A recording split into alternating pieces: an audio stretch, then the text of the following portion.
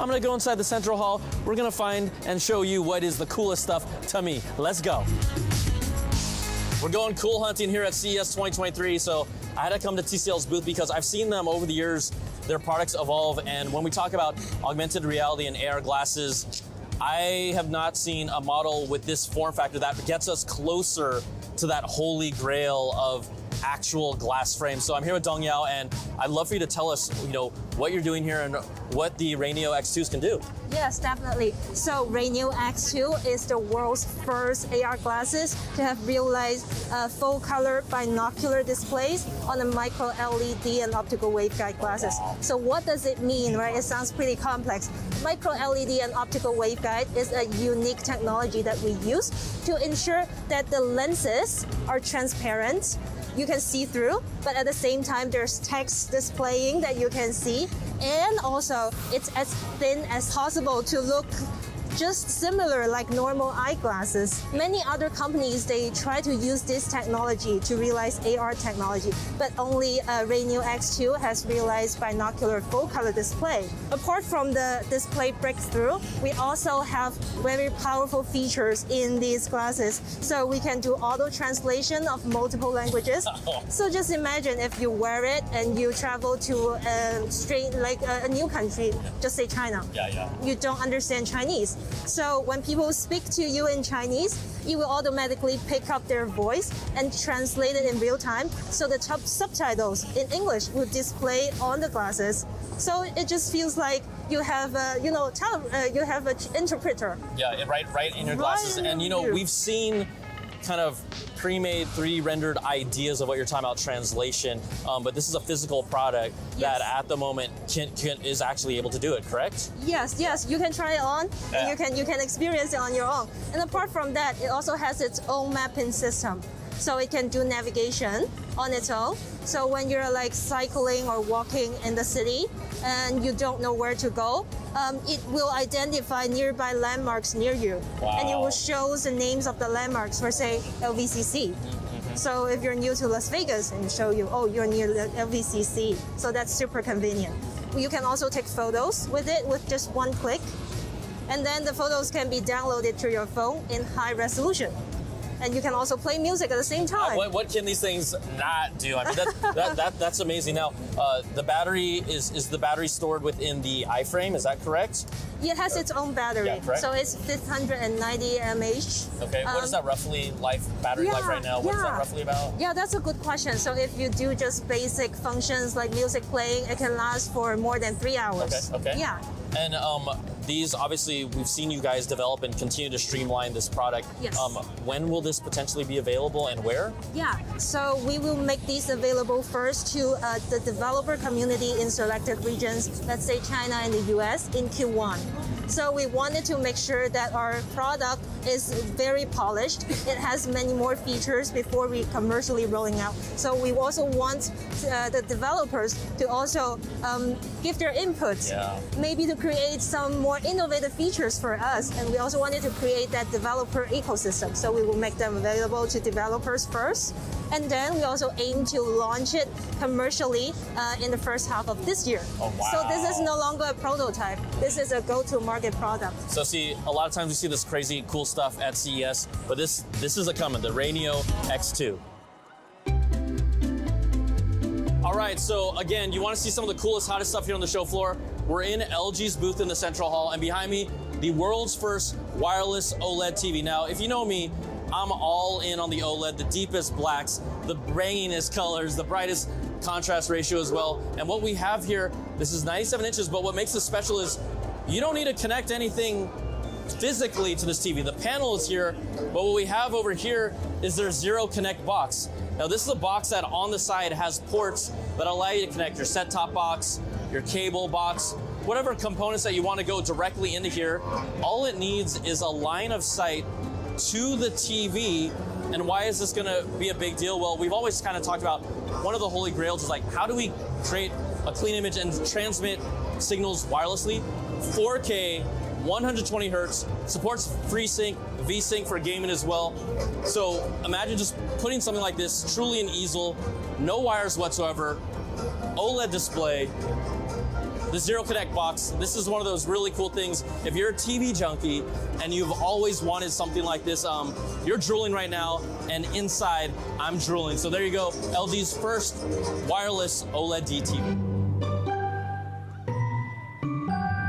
Another cool thing here at CES 2023, LG's transparent OLED TV. You can even see it just went French transparent, and then the screen is filling up. Like, my fingers are gonna go bye-bye up there. So this is their concept, it's the OLED T. Now, honestly, we've seen transparent OLED demos, and the materials existed from LG for at least 3 years or so, but what they're trying to do is show how we can apply this in a consumer application. And so it's the design, it's incorporating it into a frame like this, but maybe how could it really be showcased at home?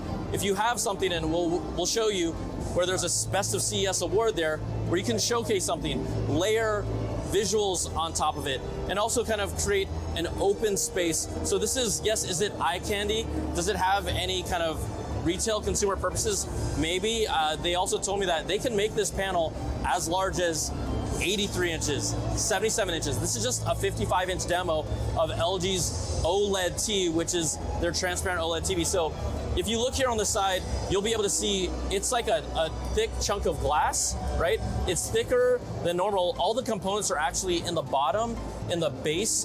It'll be in this white base. But what this allows them to do is, you know, activate this display, and there's even a layer inside. You're gonna see it come down right now. This black layer, it's actually coming down from this thick piece of glass, which reveals to make it transparent while also displaying imagery on top of it. So this is truly like a thin, transparent OLED display. And you can see how they're showcasing their award here in this way. So just another cool thing. We'll see if it comes to consumers anytime soon, but LG's thinking about it. LG can do it. It also comes down to how much you want to pay for it, but still very, very cool.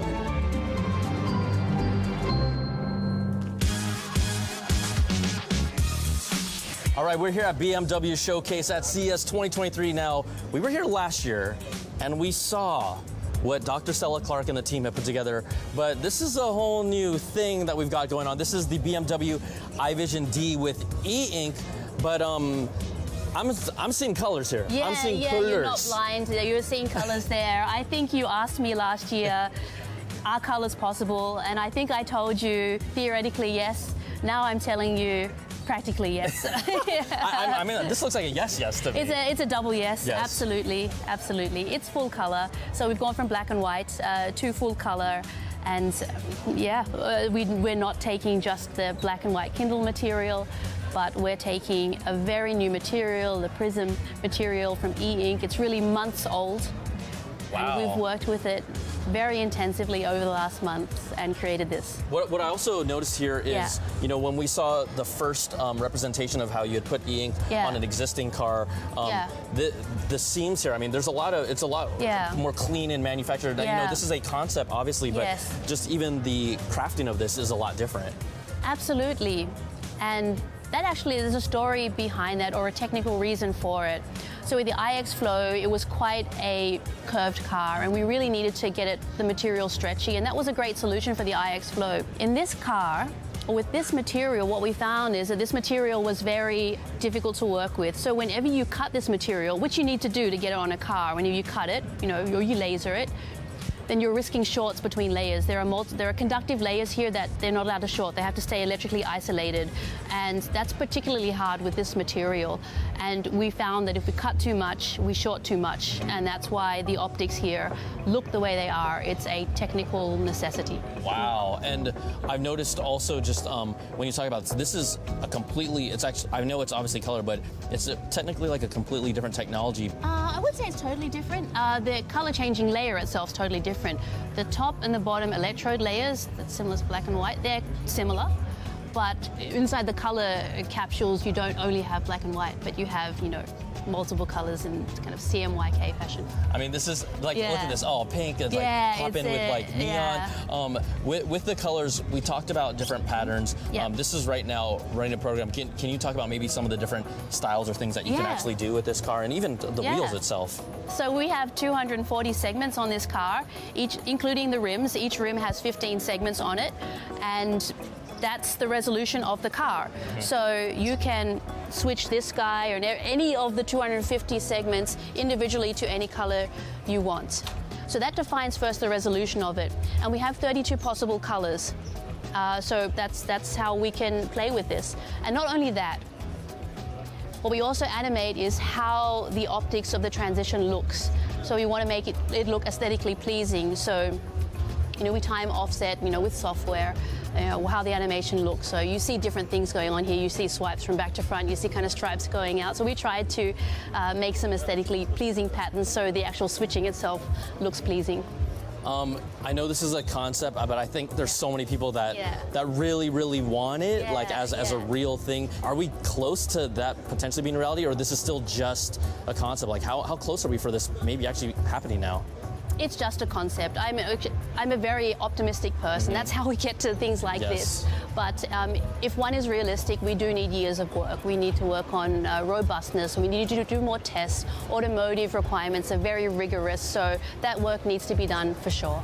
Yeah. Now, also, I know we are here on the booth, and there's two demos here of the iVision D. There's a kind of an interior cockpit seat and experience. Can you tell us a little bit about what they're showcasing there? Yeah, sure. So one big role there is the idea of transitioning between reality and mixed reality and virtual reality. So you can change your degree of being in the virtual world in that car. So there's a lot of wonderful interior demos that you can see. Panoramic head-up display is a big topic there, that you have, not a display in the classical sense, but kind of a hovering head-up display that spans the entire windshield. It's also there to see. It's impressive. I just want to ask for you personally, I kind of asked this last year, but there's been a huge response and collective just like excitement from people with this, concept. How does that make you feel? I know, this is a labor of love, but people are really excited about this. I'm shamelessly, it's a dream. I'm on cloud 9. The keynote last night went really well, and I got to present, and that was new for me, but it worked out. So I on cloud 9. The team's on cloud 9, so we're shamelessly enjoying this. That the world seems to like this. Thanks, Dr. Stella. Thank you, Ryan.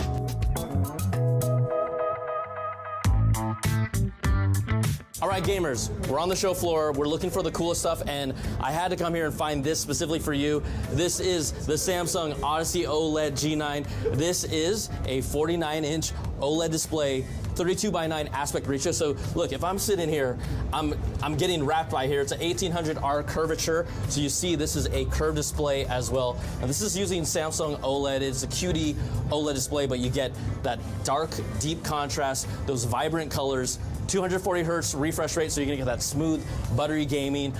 This looks amazing to see. This is one of those things that for gamers, you're really gonna love. You also have their own lighting system that you can kind of change the colors to match the mood of your room. Now, right now, the resolution itself also is 1520 by 1440. There is no official release date yet or pricing from what we've been told, but this is one of the cool things that if you're a gamer, and Samsung is putting out a lot of stuff at the show, this is one of the things that you gotta see. Now, I've been hunting for cool things throughout the show. I found my cool man Larry here. Also, the broadest shoulders at CES 2023. But we came here to check out Afeela, Sony's collaboration with Sony and Honda. So, Larry, you're the man, the myth, the legend. I was hoping that you could kind of tell us some of the details. I know Sony has kept a lot under wraps, but this is one of the most exciting things with the fact that this collaboration is happening. Indeed, yeah, it is super, super cool. So, Afeela, I just want to start off with the name. Probably one of the things that people have asked the most about. What does Afeela mean? And simply put, if you drop the A off the beginning and the end, it's all about the feel. It is delivering an emotional connectivity to the product. Now, of course, we understand that driving vehicles historically has been key, ignition, gas, I'm gone, right? But Afeela is trying to deliver something else. It's trying to deliver a unique feeling and honestly an experience from that drive. And it's all about 3 A's: autonomy, augmentation, and affinity. So if I can for a second, I want to tell you a little bit about the autonomous side of it. All right. So autonomy starts with safety.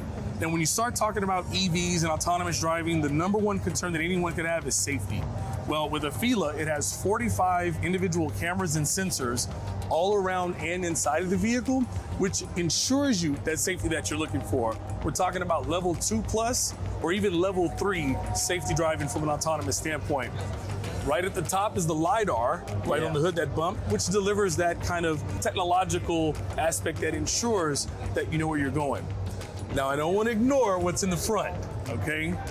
And it's all about this. This is the media bar. But let's say you and I are hanging out, having a couple of beverages, and it's a great game on, but we're not sure what the score is. Well, the Afila is capable of updating us on the score to letting us know exactly what's going on, so we can continue whatever we're doing, but still be able to do that, right? So what, we're gonna be like kicking back here on the hood. Yeah, the sun's coming down. Oh, let's and we can just chill, and it's all good. Cool. But some of the more practical applications, you wake up in the morning, you go outside, and one of the things that you want to know is, first of all, what's the weather like currently? Because when you're talking about weather, you want to know how is my driving condition going to be? Do I need to grab an umbrella or something like that? I'm in the desert and it's raining, which is like super weird to me, but you have that. Also, what's also important is also where we are with charging. So you already understand where your battery level is, where you're charged at, so that, again, you can plan your trip and everything is all so check good. that out. When he showed the charging, the juice is at 82%. This bar is basically 82% of the bar. Yep. You know, that's fun stuff. That is absolutely correct. And this information is displayed both on the front and the rear of the car. Okay, so you don't have to walk around to get that key information. It actually will, wherever you are, right? Quickly going through these things. So TPMS warning, that's there. Hey, we accidentally had a flat tire on the side of the road. Boom, we got it, no problem. Here's caution, we're good to go. Also, parking permit integration. I mean, a car is beautiful as this. Do I need to have a sheet of paper or a hang tag? I should be able to just pop this on the media bar and I'm good, correct? This is fun, man. Yeah, absolutely. So that's just that aspect of it.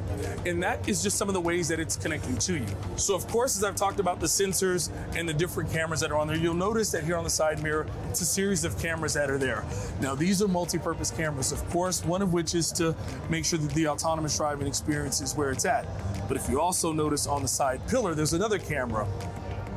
Right over here, man. So after you peep that out, I may ask you, hey, do you see the door handles on this vehicle? And you may pause and wonder, where are the door handles on this vehicle? I do not, sir, Mr. Larry Harrison. I do not. And the primary reason for that is you can establish the settings of this vehicle where it has facial recognition technology and identify once you get into a certain proximity, the doors can simply just open for you. Yeah, baby. And why do they gotta be so elegant like that? Well, you know? I mean, yeah, come on, this is us. Can I hop in here? Absolutely, please. Okay, let's get in here. All right. So now what you'll notice in here is a couple of things, right? Okay, first I'll start from your right-hand side. Okay. You'll notice on the far right, that now is your side view mirror, okay? So now everything is done based upon cameras. So now that is where you're picking up what you normally would be using your side view mirror for is now digitally there. What you're looking at on the entire portion of the panoramic screen is what's known as HMI. That's human machine interface.